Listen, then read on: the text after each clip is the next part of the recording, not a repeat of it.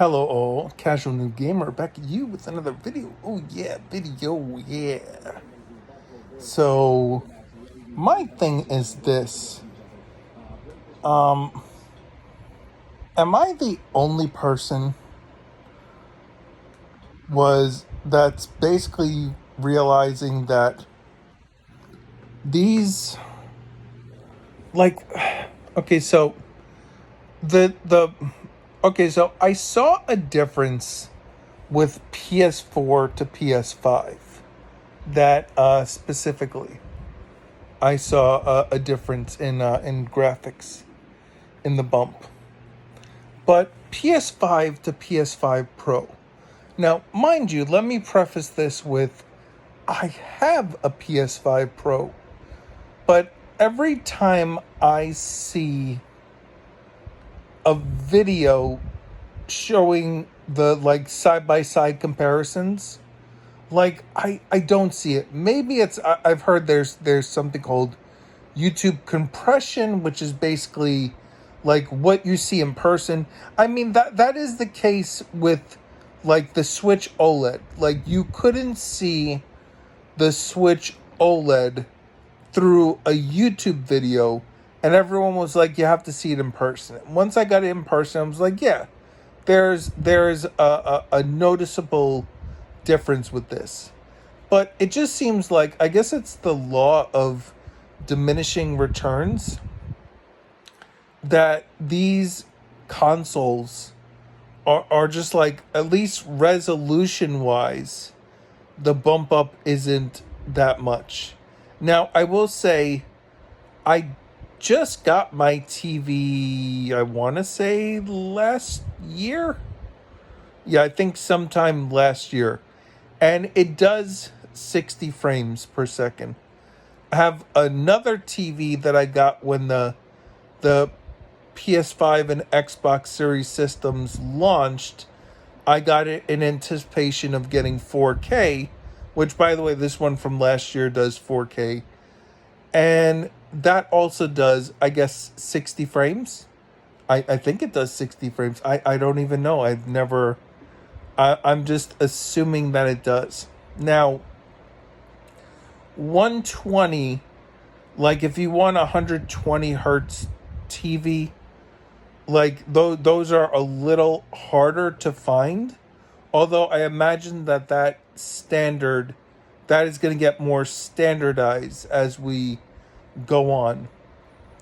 But so my TV doesn't go beyond 60, and the most that these consoles are, I mean, the consoles like the Switch 2 is pushing 120. I know the PS5 and the Xbox Series can both do 120. I don't know about the Xbox Series S. I want to say maybe it can, but like with these consoles, if they do 120, the resolution is 1080. And I personally like the 4K bump. So that's why I usually play on the graphics mode. But that PS5 Pro is supposed to bridge that, where you get the, what is it, the 30 or the 60, and you're supposed to get like 4K also. But I mean, yeah, I just, but like, I don't know, like, I mean, I've played very few games on the PS5 Pro. Actually, I think I've only booted up maybe Monster Hunter Wilds, and I did notice a difference with that. So in person, I'm seeing a little bit of a difference, but it's not much. So if I were to invest in a PS6 eventually, how much of a difference am I really seeing? And to be honest, I feel kind of like lied to for this generation, because you know, when games were coming out originally, I mean, Xbox had no games at the launch of this generation. They well, no first party exclusives. I think they had Yakuza Like a Dragon on there, but So PS5, like Spider-Man Remastered and Spider-Man Miles Morales, I believe at launch they didn't have like was it 4K 60, but like they promised like in a patch or an update they were going to get that, and I think it went up to that, and that was kind of the promise that this generation for PS5 and Xbox Series is that we were going to get games in 4K 60. But I think developers are realizing that, especially with the elongation of development cycles, that they really can't honestly promise that right now. Now, people keep expecting that, oh, if we get stronger hardware, we'll be able to do that. And that's not always necessarily the case, as we're seeing with Switch 2, because also with Switch 2, like obviously with Nintendo, that should be a bump up, but we're not exactly in the 4K 60 range exactly. But I think Breath of the Wild and Tears of the Kingdom, don't quote me, I I know that they got bumped up to 60 with the Switch 2 editions, but don't I think it's 4K 60. So, but like when I look at that, like it just looks less muddy. I mean, it's still like a cell, what's it's called, cell shaded art style, so you're not going to get as much detail that you would in 4K. That's kind of like with Ratchet and Clank, although Ratchet and Clank, they have the individual like fur on Ratchet, so like you can see that, and then Clank has ray tracing with the reflections off of his chrome body. So that can kind of do that. I don't know. I I just feel like, not that I want to go back to the graphic style of like the previous generations of like PS4 and Xbox One, definitely not Xbox One. And Switch 1. I appreciate the push that they do. I just feel like, also definitely because people are now talking about PS6, and I mean it's all just rumors with the stuff they're talking, but it's just like, what are you really gonna do? And at that point, are we just like pushing like high end or low end PCs at that point? Like, if you're really chasing graphics as a console uh platform manufacturer thingy, like at that point, like shouldn't you just say, hey, we're just gonna put everything on PC? Because PC, if you want the best graphics and performance, it's PC where people can buy the best, things. The only thing with that is that, games don't always work with the combination of, video and sound cards and stuff like that. There's always all these different options with a console. It is like basically it's like a pre-built PC. Like that's why games usually run on a console. I mean, except for Cyberpunk, which at launch was like absolute garbage from what I saw, what people were saying. I mean, I didn't get it till it dropped down till $10 on there. And then, I didn't really even decide to think about booting it up until the PS5 updates that came along, that basically made it like what the original vision was.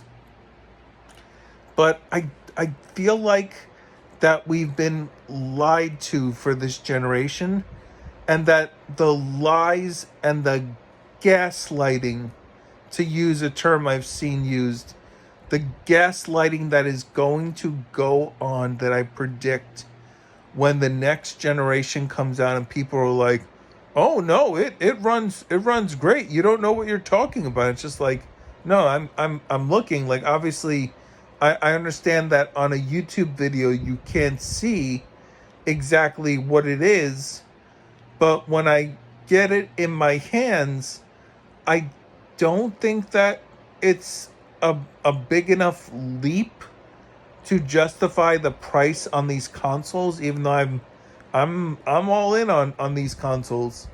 But like it's just it's not like for a consumer who's on a budget, it's kind of like is this worth like your money? Like, I mean, yeah, I understand that, and this is the thing that pulls people into that next generation is when they make games that only work on that new console.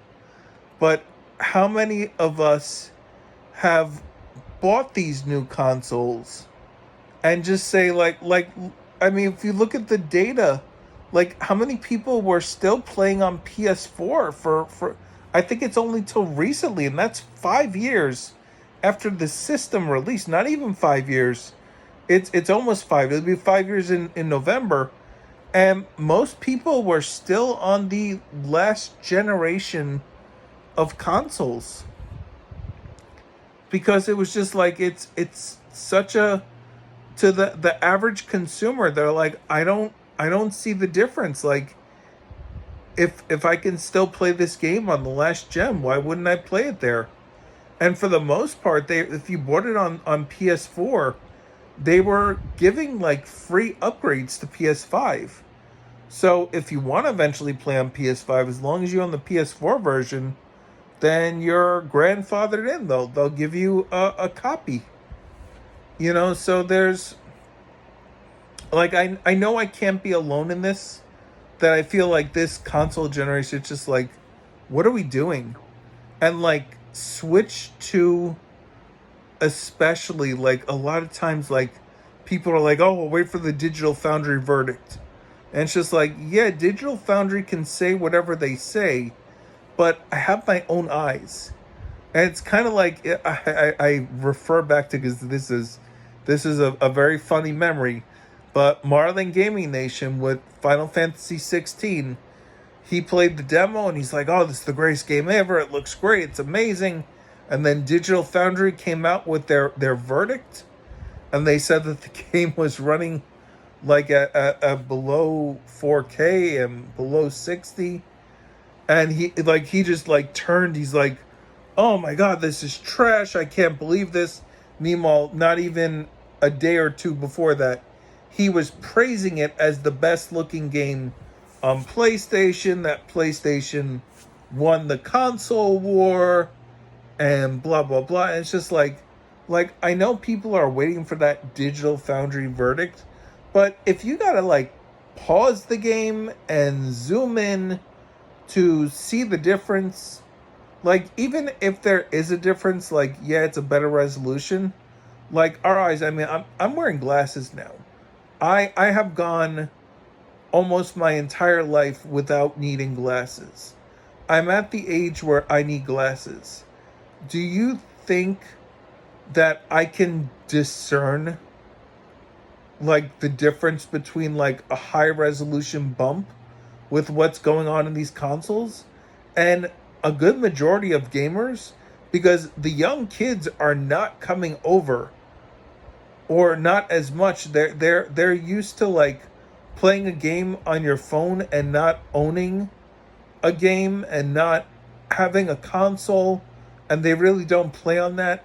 Usually like people, if you play on a console, it's because when you were younger, somebody, obviously you're a little kid so you can't do it, somebody bought you the console and said, here, enjoy this, and you have this thing and you learn to use it.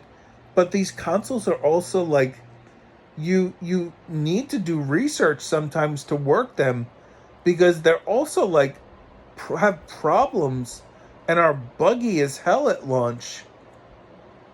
So a lot of kids, unless it's like just pick up friendly, easy to use, like an iPad or a tablet or a phone, they're not going to use it. Like that is a barrier of entry that these consoles have to get with.